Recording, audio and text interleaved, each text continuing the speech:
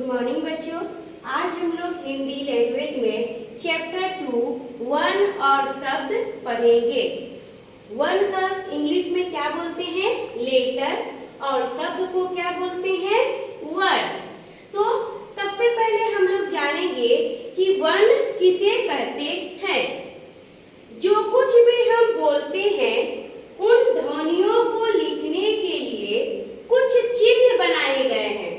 हम लोग जो कुछ भी बोल रहे हैं उन चीजों को बोलने के लिए और उसे लिखने के लिए कुछ चिन्ह बनाए गए हैं।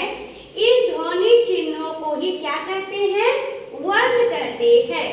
और वर्ण की सबसे बड़ी खासियत यह है कि इसके टुकड़े या खंड नहीं हो सकते, और जिन वर्णों का टुकड़ा और खंड नहीं हो सकता है उन्हें ही हम लोग क्या कहते हैं? अक्षर कहते हैं। वर्णों के टुकड़े या खंड नहीं हो सकते हैं, इसलिए इन्हें अक्षर भी कहा जाता है।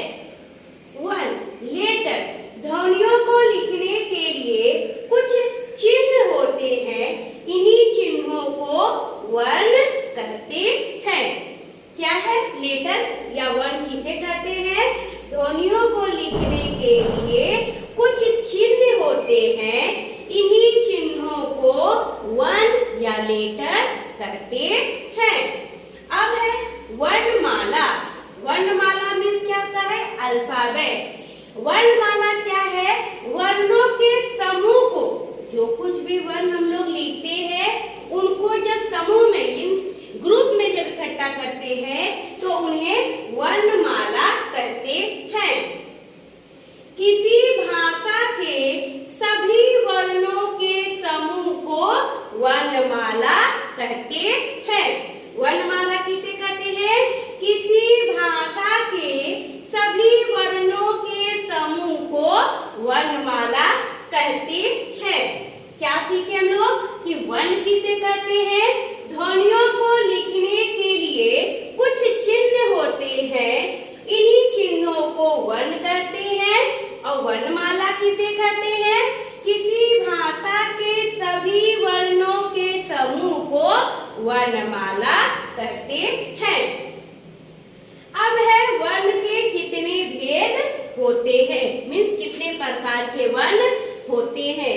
हम लोग बहुत ही छोटी कक्षा से पढ़ते आ रहे हैं कि वर्ण के दो प्रकार होते हैं। एक होता है स्वर्ण वर्ण और दूसरा होता है व्यंजन वर्ण।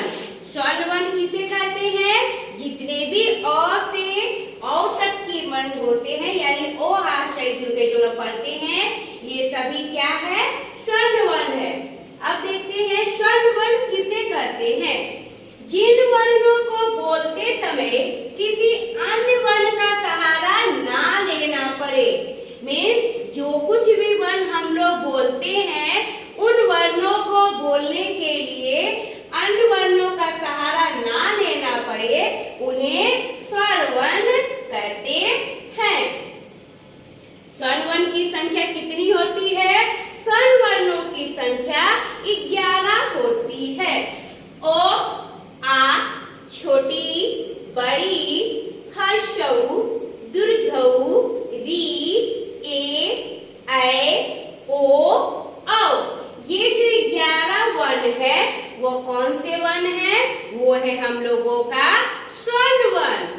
अब हम लोग आगे पढ़ेंगे क्या कि स्वर्ण वर्ण के भी दो भेद होते हैं। स्वर्ण वर्ण के कितने प्रकार होते हैं?